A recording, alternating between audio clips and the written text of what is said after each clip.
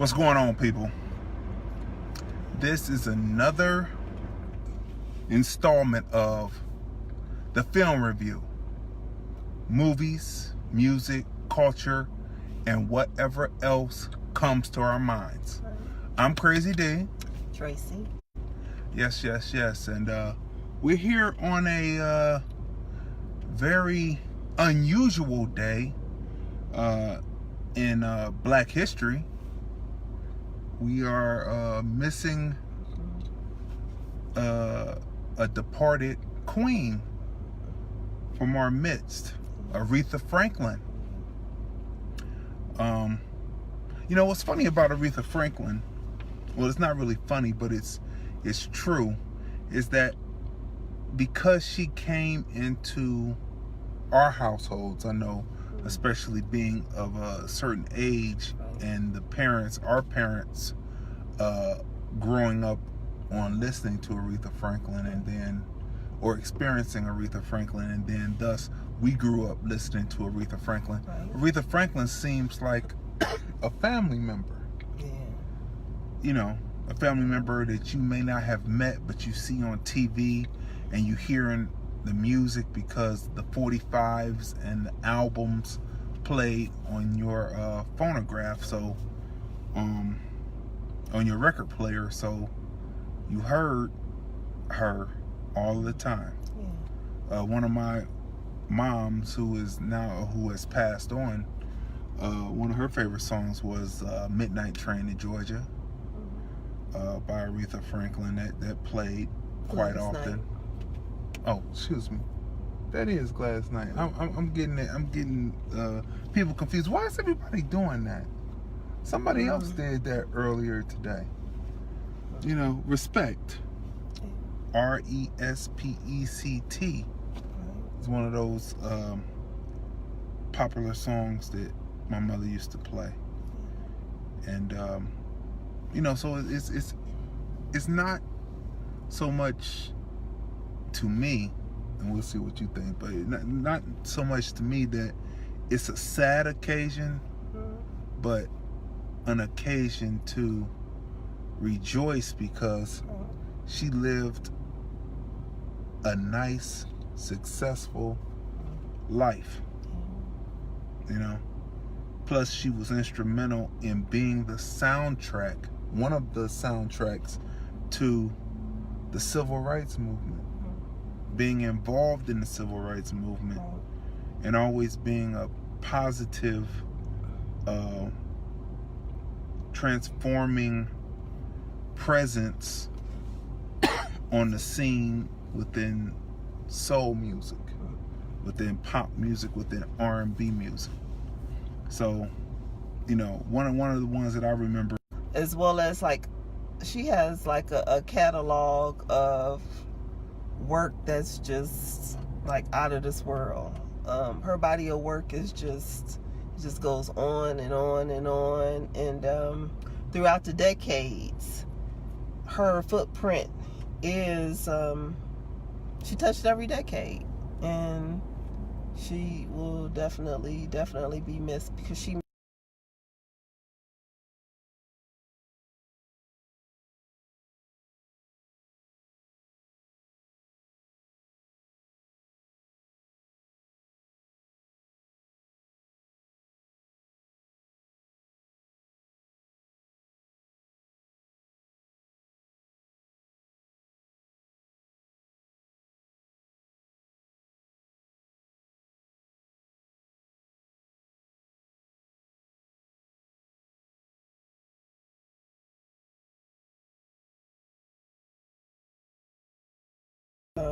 involved because he had some type of function going on that night, and she really wanted to be there. She wanted to lend her voice out.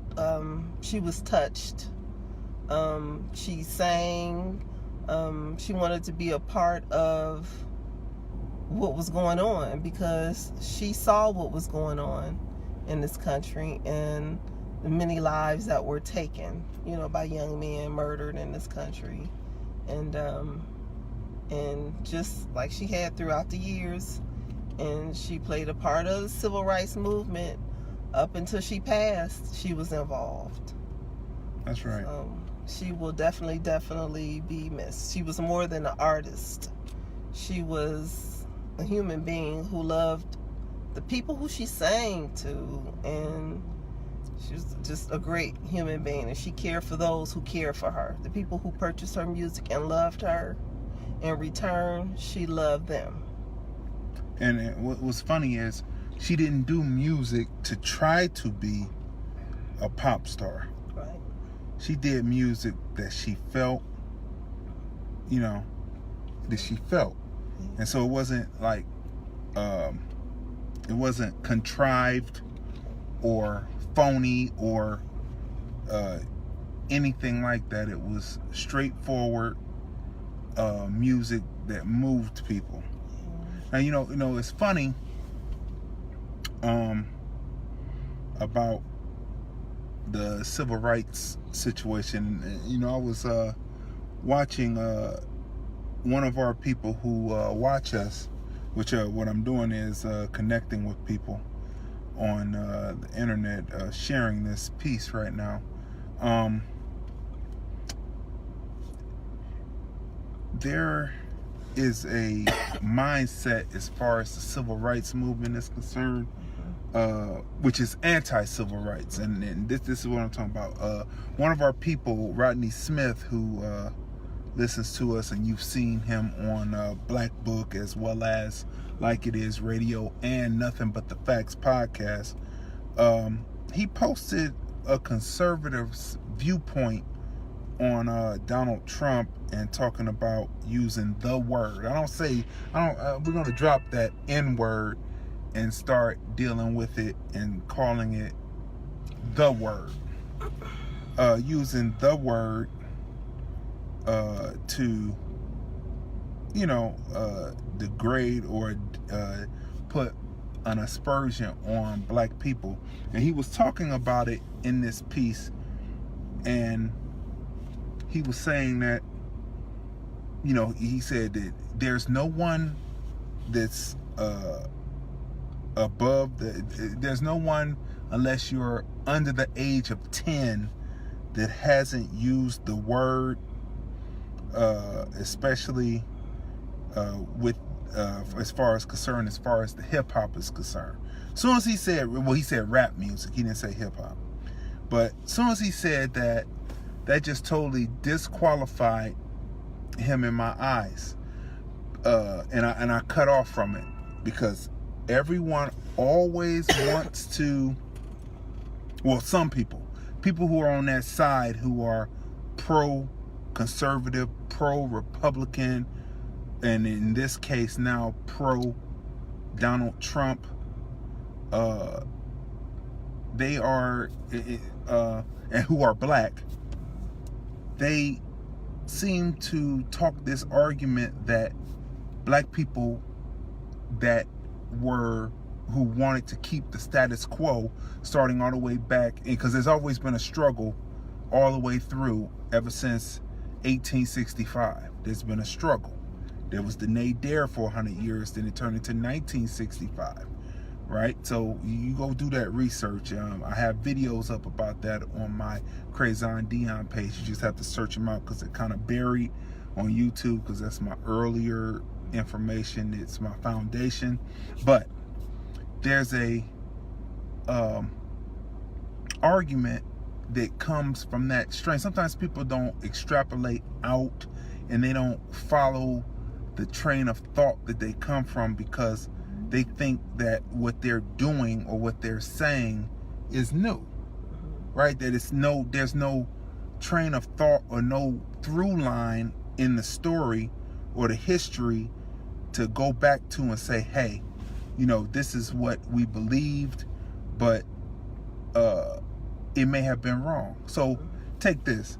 The guy who was talking that, my opinion, he's in the same through line of people who were against Martin Luther King, who were black, who believed that civil rights was wrong, and that we as black people should just get along and not stir up any trouble, and one day if we just work hard enough, if we just such a la-di-da-di-da-di-da-di-da, that then we would get our rightful place, that we shouldn't fight, that we should just remain, just take what came to us.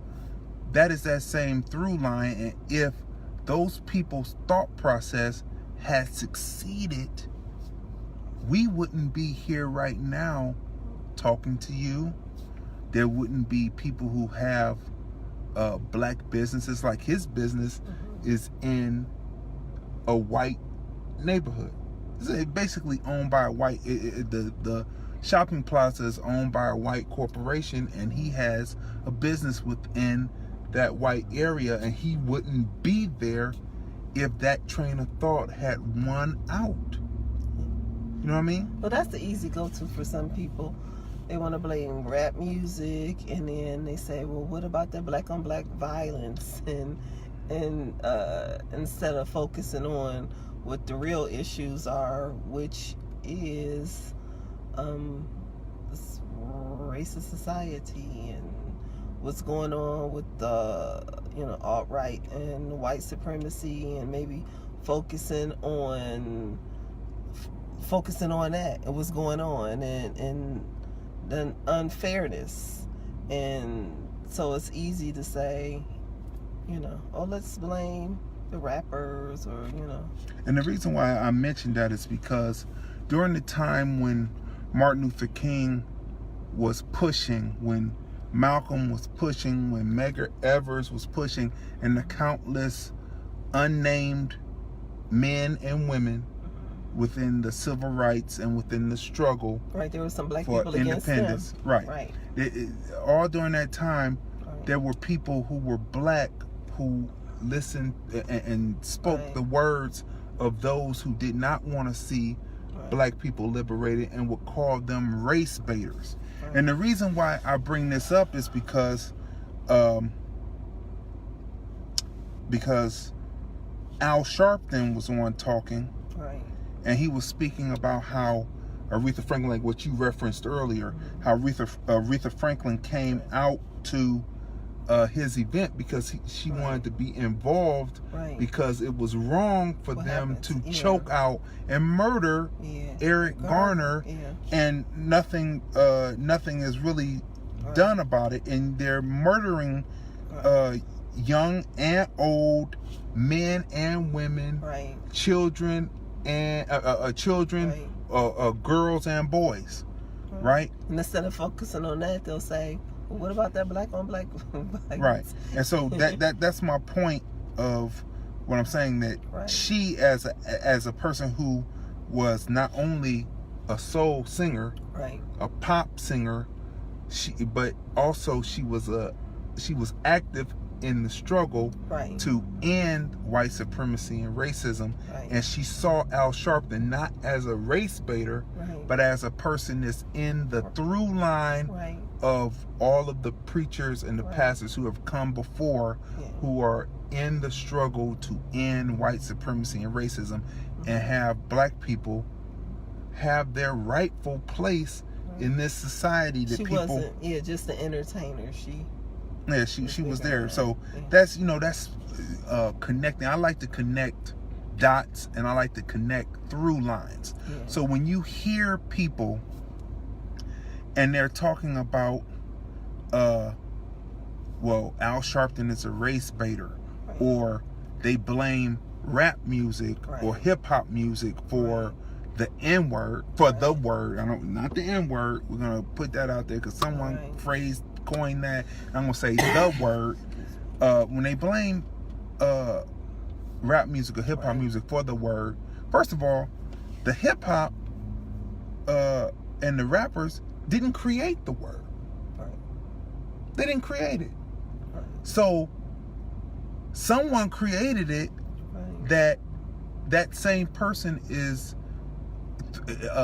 with the through line of, let's not rock the boat, let's not worry about civil rights, are the same ones who will blame it, or somehow, just like back then, they would say somehow it was our deficiency while they were lynching us, while they were burning us, right. while they were raping us. It was our deficiency. It's the same through line. Right. And you bring it up to today, okay, well, Donald Trump can't be held accountable right. for using the N-word because, hey, hip-hop uses the N-word. Right. So, you know, he can't be held accountable for that. Right. That is the same through line, mush mouth mess right. that if they had succeeded, we wouldn't be where we are today within struggling. So, you know, that's what I want to definitely get across about that. Yeah, and there's no such thing of black on black crime. There's no such thing. No matter where you live, if you're in a predominantly white area, they don't say it's white on white crime. Though it really is. I mean, if you want to be truthful. It depends. I mean, crime is crime, and it doesn't matter where you are, and it's going to be predominantly whatever culture it is, or, you know, so this whole, it's just like a diversion. So instead of focusing on the issues and what's going on today and all this craziness and people calling the police on children selling water or lemonade or hot dogs, or, I mean, it's just, you know, we need to focus on more important things. No, wait a minute. Just to get a little ignorant for a minute. Right. Did any of you people see the video? Now this white kid, he's a white man. I'm just saying a kid though, but he's not a kid. He's grown. He has these long cornrows in the car, and they have the camera. The camera's going, and then he sees two young black males, right. Two young black men, young black boys. They were right. Boys. They were teenagers. Yeah. They're young. They're not men. They're still teenagers. They are boys still till they turn 18. Minding their own business. Trying to sell lemonade right. on the corner, selling lemonade on the corner. Right. And the person who's holding the camera says to the guy says, pull up. He said, do you have any money? Now he's the passenger. The guy who tells the other guy who's holding the camera says, pull up. He's the passenger. He would be what TLC would say in their song about the person always yelling out the window. That's the passenger side that's basically broke. Right. All right. So the guy who's holding the camera says, do you have any money? Because he didn't know what he was gonna do. Right. So he was holding the camera. I don't know if, or maybe he did or didn't, but he was like, do you have any money? Because it didn't make any sense. So he pulls up and he says, so the guy pulls up and he slows down and he stops. And then the guy in the passenger seat says, do you guys have a permit to sell lemonade? Because if not, I'm going to have to call the police on you. Right. And the dude walks around. He doesn't say anything and just cold bitch slaps the dude. Right. And then the video cuts off. Right. You know, I know it's kind of a shocker because they used to black people believe in the stereotypes that back in the 60s or something, we were somehow dormant and we weren't out there raising Cain. when different things would take place against us. So, you know, I just had to get in there. Have you seen that video? Because it is truly hilarious. And it's just crazy. All of this craziness harassing people. And I mean, the truth is, these are racist people these particular people, they're just racist people who are taking the opportunity to pick up the phone and harass a black person. So it makes no sense, but it's American history. So we need to just focus on what we need to focus on, which is keep doing what we're doing, keep taking care of your families, keep getting that education, keep starting businesses, support one another's businesses. That's right. And stay focused. Because the main determining factor if you have self-hate or not is if none of your dollars ever go to black-owned businesses, and you feel somehow that the business owned by a Caucasian, or the business owned by an Asian, or the business owned by Arabs are somehow better than the businesses owned by the people who look like you. If you have a problem with people who look like you, then you really don't love yourself. If you have a problem with shopping with people who look like you, then you really don't love yourself. And if you're constantly saying, well, what about that black on black crime? I mean, crime is everywhere. You just watch the ID channel. That's right. Listen. Watch the ID channel and the different shows that are on. You will walk out the house and be looking at every Caucasian that you can see, because the majority of stories, if these stories were shown on the news, like how they have the anti-black machine rolling every night on different newscasts where they show you nothing but black people doing crime to keep the stereotype going. If they started showing you really what was happening, you would say, man, these people are psychotic, they're murderous, and it's just ridiculous. The reason why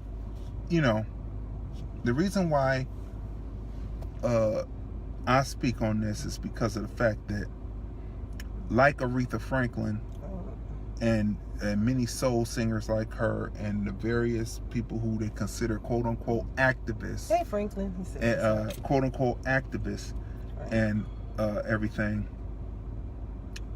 I am in the fight to end white supremacy, racism, period.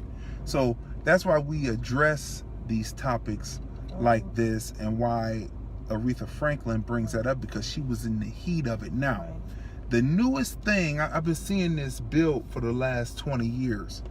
Now that hip-hop music, since we're staying on that, now that hip-hop music has become, did y'all eat yet? Oh, okay, we'll talk about that in a minute, Franklin. Being the hip-hop music is now a billion-dollar business, more than $1 billion. It's going to be a gazillion dollars in a minute. Globally, worldwide, something that started in the Bronx, right? Some people say 73, but most definitely 76, 79, everything. We like I've told you before, we had a Curtis Blow interview that was conducted by myself and Franklin G that's up. Ever since that has become a billion-dollar business, and somehow the Caucasian record company owners and the Jewish record company owners, who have always owned that, the first $1 million selling record was Betsy Smith, and when they called it race records, she was the first one. Ever since they got a hold of it, they have pumped a certain image, right? But people who know what hip-hop is, hip-hop comes from New York, California, the South, Midwest. All of those different areas have their own brand of hip-hop. People who know what hip-hop is, they understand. And when it goes around globally, there are different hip-hop communities around the world that do and tell their stories. It's about telling your story, and like Chuck D said, it was the black people CNN, and it still is, because it tells the story of what's happening in the neighborhoods and everything. Ever since that has happened, there has been a push to try to criminalize. They've always criminalized the black man and the black boy. And now since then they've criminalized the black woman and the black girl. They've criminalized them too. So they've made black bodies something to fear and feel as if that is something to be leery of. Now, the reason why I bring this up and why there is a fight to end white supremacy, racism, you know, all white folks that are not in the battle to end white supremacy, racism, who have not studied, who have not fought to, or are in some kind of progressive movement. I don't even like using that word, because within the progressives there are white supremacists and racists too. But for those people who have not been in the struggle, they are part of the problem. They are part of a problem. We have an inner struggle going on to push out and get us out of the fictitious, well, not the fictitious, but the environment they have purposely put us in to try to get us to wipe each other out, which were ghettos, which the Germans implemented on the Jews first, on Jewish people first in Germany, and they fell for it, and a lot of them was killing. Then they gave the excuse to be able to take them to the concentration camps and to start to exterminate them. Now that's history. You can go back there and read that. That's the way that is. Okay. Now, we were coming out of the theater, and you know, I was watching my wife go down to the restroom before I went into the men's room, because you have to protect your wife at all times, protect your woman at all times, and women protect their men at all times, right? But being that you're the man, you're going to protect and make sure that your woman gets to her destination without problem. So I was standing there, and then this young Caucasian couple are walking down. Now I'm standing there. Now there's the theater. Now we came from out of our theater, and I'm standing there waiting for her to go down. And this young Caucasian couple are walking down, and both of them pause for a minute. Now I'm standing there minding my own business, watching my wife walk down to the restroom. They pause for a minute, and then they look leery, like, what's going on? We're in the movie complex, right?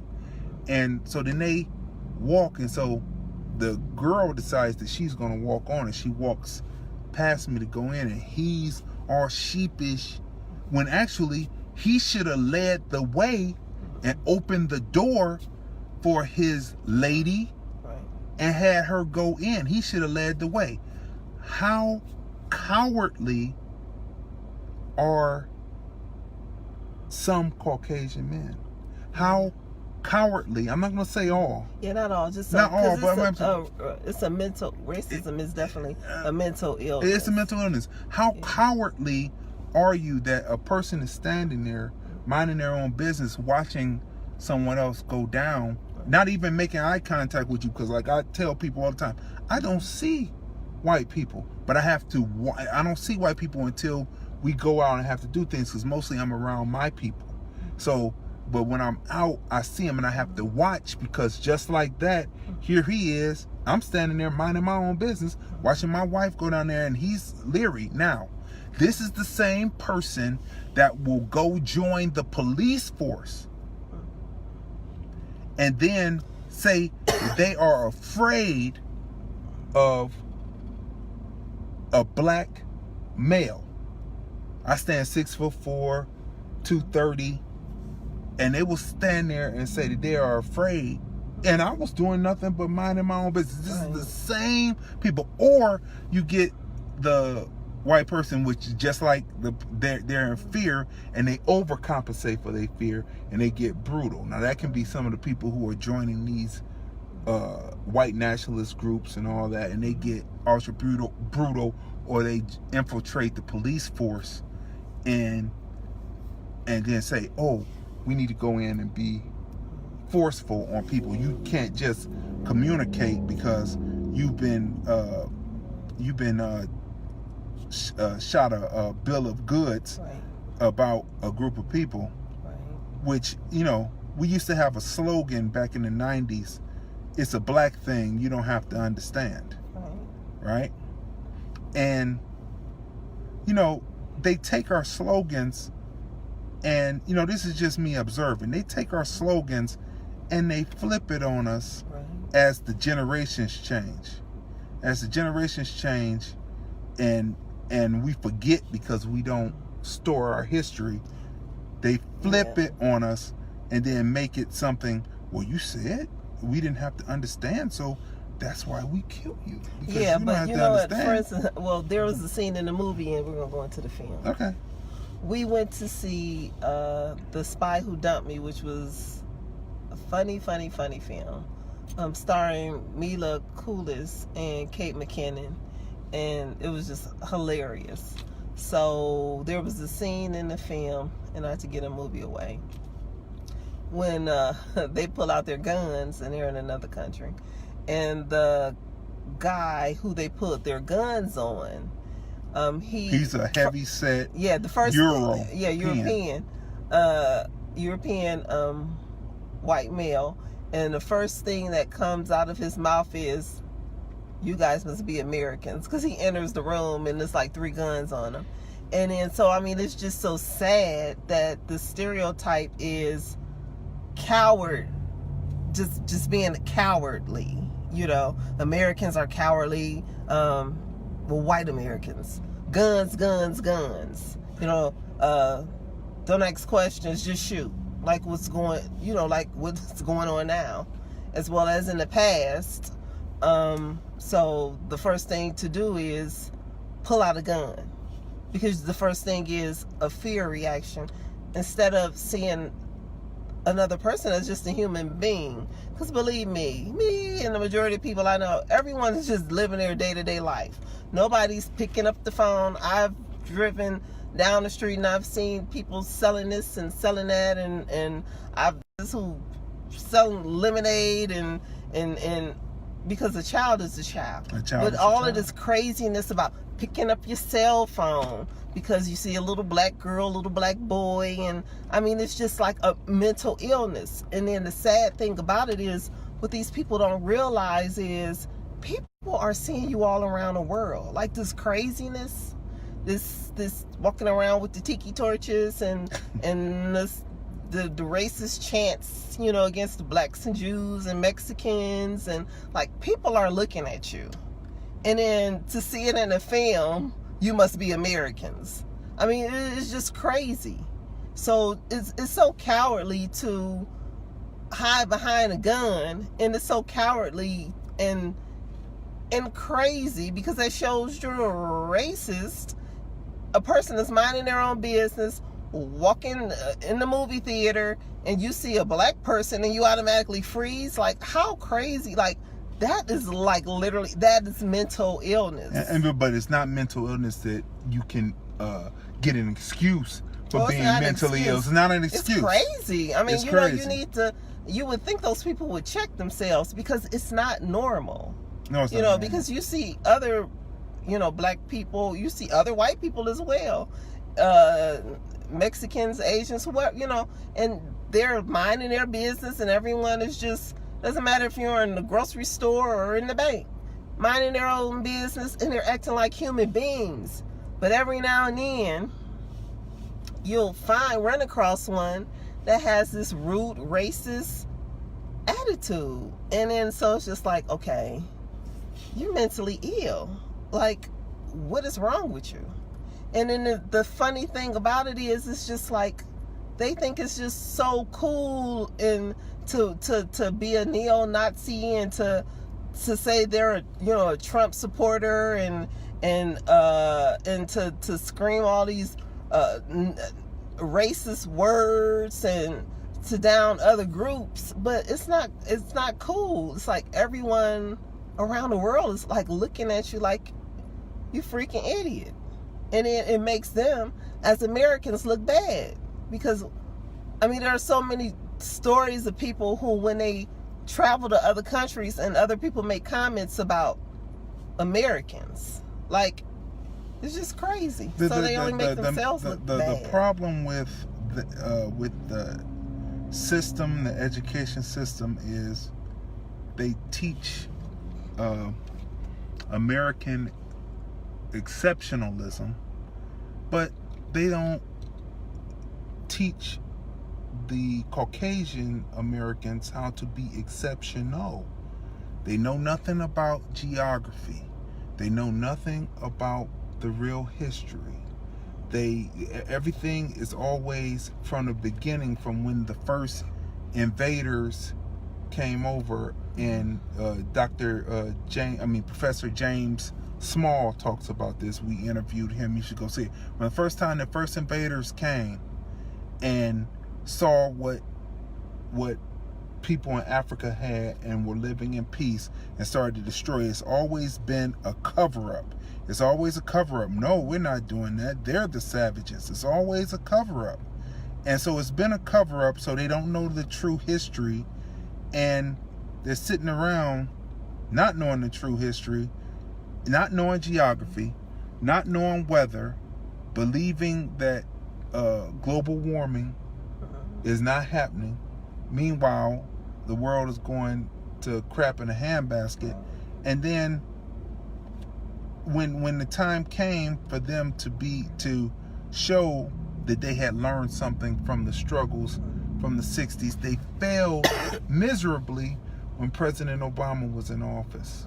They failed miserably because President Obama was not black people's savior. He came from out of the black tradition, but he was, like Martin Luther King, was not a savior for black people. He was fighting to make sure that we weren't getting our heads beat, but he was saving their souls, because believe me, there is no forgiveness for doing the dirt that has been done to us. There is no forgiveness for that. You can believe what you want, but there is no forgiveness for doing the type of dirt that you have done. So speaking of Aretha Franklin, that brings that up because she was such a strong force. She was such a strong force, and I'll say that again. She was such a strong force, along with people like James Brown, Otis Redding, these people who were pushing black is beautiful. And through every reinvention of herself, different styles from when she started all the way up to now her passing, she has always been a beautiful representation of us. And so that's why this discussion comes up. And you know, it's we can talk more on it, but we have to get on the film now. But we wanted to give that particular tribute because we have not heard that aspect of her as a person who used the music and used her presence as a person who brought about change and the betterment of this society through her music. Because treating black people poorly makes the society nothing, but coming and giving and saying, okay, here's the true history, here's what's happening, here's what actually wasn't contributed to, but actually built this, actually telling that true story and that true history makes the society better. And so that's what it is. Because I give credit to the Caucasian who settled this. They were messing with the Indians, the Africans, the French, the Dutch, the Mexicans, and the Spanish, all at the same time. And pulled it off and settled it. But the people who are here now are not the same because they sold it all off. It's all sold off to China for some reason. But anyway, all right, people. So, you know, rest in the cosmos to Aretha Franklin, because from there she became, and to there she returned. And when you look up the word cosmos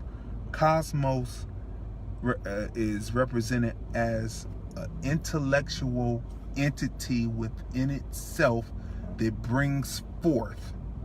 That's God. Intellectual entity within itself that brings forth creation. That's God. And that's why I said back to the cosmos. I go beyond what the Caucasian has taught us about heaven and hell. And I say the cosmos. And when you go out to the cosmos, what is the cosmos but beautiful blackness?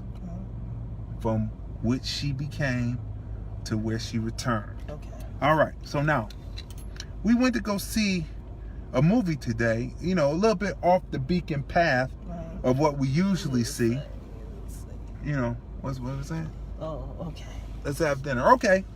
All right. We went off the beacon path. What's the name of the film? The Spy Who Dumped Me. Okay, The Spy Who Dumped Me. Tell her who stars in it again. Mila Kunis and Kate McKinnon. And Mila Kunis, she's hilarious. So if you see her in the film, 9 times out of 10 or 10 times out of 10, it's going to be a good movie. You're going to walk out of there happy. You're going to find yourself laughing throughout the film. So that's one of the reasons why we had to go see the film. Because when I saw that she was starring in it, I said, okay, I know it's going to be hilarious. And McKinnon is funny on Saturday Night Live. Yeah, she is. She's funny the also. go-to person for all of the various characters. Yeah. You know what I mean? So she's funny too. So we went to go see the movie. And at first, I told my wife when I first saw the previews, and I'm going to be honest about this, I said, that's going to flop. I just looked at it. It's one of those things where in Hollywood, they'll keep giving the people, the actors, who a black film could make billions, trillions of dollars, and they'll say, oh, well, no more black movies for a while. But a Caucasian movie can fail, and those actors will keep on getting chances. So when I looked at the trailer, I said, oh, this is gonna flop. I said, it looks funny. I said, it looks funny, but I said it was gonna flop. So when we looked up the what it cost to make and what it actually made in the box office, it cost like $40 million to make, and they only made 21 points. 21 points. That is a dismal failure. But guess what? They will be back in the movies again. But however, let's talk about the film now. All right. So it's a comedy, but it's based on, it's comedy meets spy thriller. And you're introduced to the main character, and then you're introduced to her boyfriend through flashbacks. Right, Justin Theroux. That's right. So, they taught us in film school that if you're telling a linear piece, I love non-linear pieces. Right. Non-linear means it's not by numbers. It's not, you're introduced to the person, then they go through the training, then there's a hero's journey, blah, blah, blah, blah, blah. No, it switches up, and then you have flashbacks. I love non-linear creations in film. So that's the first piece that made me say, I sat up in the seat in the theater and said, this isn't bad. So you're introduced to the character, she's in her world, and then you're introduced, they tell you in film school never to tell the story, tell the initiating event within a flashback. But in this story, it's told within a flashback, which is breaking the rules. I love it because in the Black Ice Chronicles, I break rules all the time. Okay, so you're introduced to her, then you're introduced to her boyfriend again through the flashback, and then you're introduced to her friend. Right? Best friend. And then the story goes on from there, and there is nudity in the film, and I didn't even get the rating on the film. But it might be a PG-13, but I don't know if it was an R. But let me tell you something: when you see the film, there is male nudity in this film, and it is a shocker. But at the same time, it makes you laugh the way that they shot it. So you should go see the film. Okay, so the film is a comedy and, like I said, action. It's a comedy, action, thriller. Like that. That's what it is. And so there's plenty of action, fight scenes within it, gunplay within it, and it's amazing. So the woman, so the main character is a person who feels that she can't do anything right. She doesn't follow through. She doesn't follow through on anything. Right. Matter of fact, the friend tells her that she doesn't even lie. She doesn't even lie. Right. That when she lies, you just know that she's lying. Right. So the story tells the story of the hero's journey like that, but it's non-linear, and she begins to arc in the film. And by the end of the film, she has transformed, and her best friend too has transformed into a totally new psychology of thought process, and that's what we'll say. The movie is entertaining, it's funny, action filled. I'll say that it gives Jason Bourne a run for his money, and I'll say that it's up there with the fight sequences from Equalizer 1 and Equalizer 2. Would you say? The fight sequences. No, it's not as brutal, but the fight. I mean, go ahead. I wouldn't put it up there with Equalizer 1 and Equalizer 2. Okay. But it's a hilarious film. The action is there. The fight scenes are great. So, and it's just hilarious. It's just like, there are scenes in the film where it's just like your mouth is open, like, what? I can't believe it. Yeah, I can't wait. And then you're just laughing, and it's definitely worth going to see, and hopefully it'll pick up and do well in the box office because it is hilarious. Well, maybe it'll pick up and do better on Blu-ray. Right. And maybe, because once the film finished, I sat there and said, you know what, this film was better than what I expected, and if it had done better at the box office, I could have seen them having a franchise out of this. Yeah. That's what they were trying to build. A Was part a franchise. 2 would really be good. Yeah, part two would be good on the film. So it's worth seeing. You will be entertained, and you will be entertained. I mean, that's the best way to say it. Now, we have to talk about this. And when I typed it up, I didn't say that we were going to talk about it, but we're going to talk about this. Franklin said, super white women. He said, HBO. Yeah. It's one of those films that you would say, because that's what I said when I first saw the preview. I said, oh, that's going to flop. That'll be one we'll see on HBO. Yeah, that's what I was. That's right. And then I did say that. We'll see that. Yeah, he did say that. But then I said, then Trey said, well, let's go see something different. Let's just go see this, And so we went out to see Because it. what else? Because I said I like Mila Kunis, Right. and her movies are usually on point. So let's go see it. Right. I will say about the pacing of the film, about maybe 3/4 into the film, coming into the last fourth of the film, it starts to get into the doldrums a little bit. It starts to drag just a little. And it's like, okay, at one point they really try to turn it into a spy thriller. Yeah. Right? I mean, so that's where, and then all of a sudden, many different variations of the story are told, introducing new characters in, and it gets a little murky in the middle, and it slows down for a little bit. But then after that, some films that have great pacing, you never get that. But in this particular film, there was a doldrums period in the film where it just slowed down. Yep. And Franklin asked any black people in the film. Yes, there was a character in the film, a friend of hers. What did the friend say? They grew up together. She's a sapphire though. Yeah, she's a sapphire. Yeah. I mean, she's the sapphire, and so she's a stereotypical trope within the film. So we'll say that you're gonna get that in these films. But anyway, so overall, what would you rate the film? I would give it an 8 because it's just hilarious. It had me laughing. I gave it a 7 because of the pacing. Right. Right. I thought they really, when the editor got in there and when the director got in there in the editing bay, they said, this is so good. They had the action sequences in the first 1/4, 2/4 of the film. Right. And they said, let's really make this a spy thriller, action thriller. And I think that's where it slowed down. But overall, it's entertaining. I give it a 7.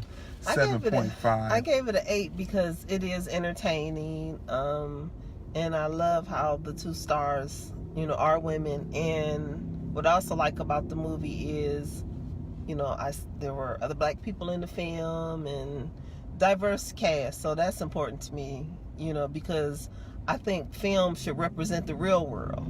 And the real world is a huge melting pot. So there's not just one kind of people. They had so it's very important. Yeah, it was an Indian. They had the Indian guy. He was from the Daily Show. Yeah, from the Daily Show, but he's also in in the movie, right? In the movie we saw a couple of weeks ago, Blind Spotting, right? Is that him? Was that him? Oh yeah, that was. Oh, it's a different guy. Different guy. Okay. Sorry. Yeah, but sorry to say. Oops. Are we saying that all Indians look like? No, I didn't say that. I knew it wasn't him. I know it wasn't. Okay. But it's worth seeing and it's hilarious. Okay, so we didn't write this up, but we got to talk about this real quick. The Omarosa situation. Omarosa appears to be putting it to Donald Trump and his family right now, releasing these different tapes and backing up what she says. And she says it's the art of the game, just like his book, right? Which she said it's the art of the game, which makes people want to run out and then sell another 1 million of his books to read what she's doing to him, which I have 2 different viewpoints on this. I'm kind of split down the middle on it. I think, to me, she's a zeitgeist, and when it's time for her to go back into the White House, she will go back in. That's one side of it. I think that she's there because everyone who breaks away from Trump, they talk bad about him for a minute, but then they get on the TV shows and they get a show, and then they're able to go on there and then they talk positively and whoop, whoop, whoop, right? And for the people who are his supporters, when she says certain things on MSNBC, who looks like to me MSNBC has gotten into a contract with her of some sort. To me, that's the way I look at it. When they get on MSNBC, they say, "Oh yeah, see how smart he is," because he's outsmarting the so-called quote-unquote politicians. And so on one side, she's spreading his message still. Then I have another side that says that, to me, she's always been self-serving, and so she's self-serving for herself right now. Yeah, she's pushing her book. And she's pushing her book, but at the same time, because of what they did to her as a black person. Not what they do to all black people, but what they did to her in particular. She says, "Oh no, I'm of a certain caliber of black person. You can do that to whomever else, but me, you shouldn't have done it to me. So I'm gonna give it to you." And I recorded to show how nasty you are as... Because she said it was okay when you did it to Ray Ray and Pookie. Yeah, that's right. Or Jamal. Right. But you shall not do that. You shall not do that to Omarosa. Now, I've been saying this, and there's no aspersion. Bev DeVoe had the song Poison, and they say in the song, "Don't trust a big butt and a smile." Right? Now, Trump to me trusted a big butt and a smile because, listen, if a black woman who is definitely held the whole black community down, that no matter what happens, the black woman is traditionally the one that holds the community down, could get into places that the black male couldn't get traditionally, and has held it down through everything. It's held down. When that particular woman turns against her own community to push you should be very leery and apprehensive about bringing her into your inner circle because of the fact that if they turn on their own, sooner or later, one day they will turn on you. And so that's very important to know, because the black woman is the backbone. Now, she may feel that she is a strong black woman, but when the issues came up and Trump was shown to be bigoted, Charlottesville, and initially not so much towards us, but towards other people who call themselves minorities. We are a majority around the world, so we're pulled out of that because we have to have our own protective class, because they took all that and gave that to other people who came into the country. But anyway, we've talked about that before. When a person doesn't speak up and goes along with it, and she says that she was complicit, right? And now she's duplicit. But anyway, so when that happens, you have to watch out for that. That is not to be trusted. When the person goes through, as we wrap up, as they go through the through line, and the through line goes back to, we shouldn't have civil rights. We shouldn't do this. We should just wait until they see our value. When they have that, and like I said at the beginning of this, if black people who didn't believe in what Martin Luther King was doing had succeeded in their thought, we wouldn't be sitting here today. We would still be sharecropping today. And so when someone is like that, you have to be very leery of them and not trust them whatsoever. And the last point of this, she's been making a big deal. She's been bringing up these tropes back up again, which, like, we listened to a person, Tariq Nasheed, and he started bringing back the term coon. And coon had died in the lexicon, but once you bring a word back, it stays in the lexicon for at least another 100 years. And so, even though you're using it to distinguish between a group of people who would sell you out versus people who are in the struggle, that's still so it's in the lexicon, so people use it. But they're talking about the word and how Trump supposedly, there's this tape from The Apprentice where he supposedly used the word. My question is this: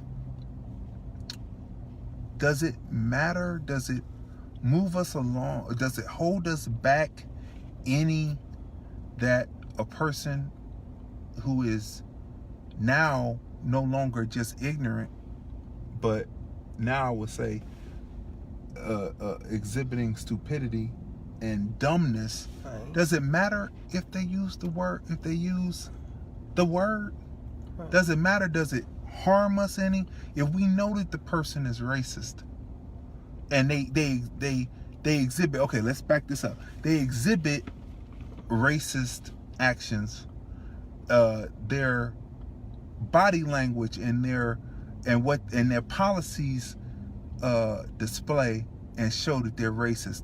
Does them, whoever it is, does that person using the N-word, does that hurt us? Because their policies are already saying that they think the word anyway towards a group of people. So their policies are saying that. So does that hurt us that he said that?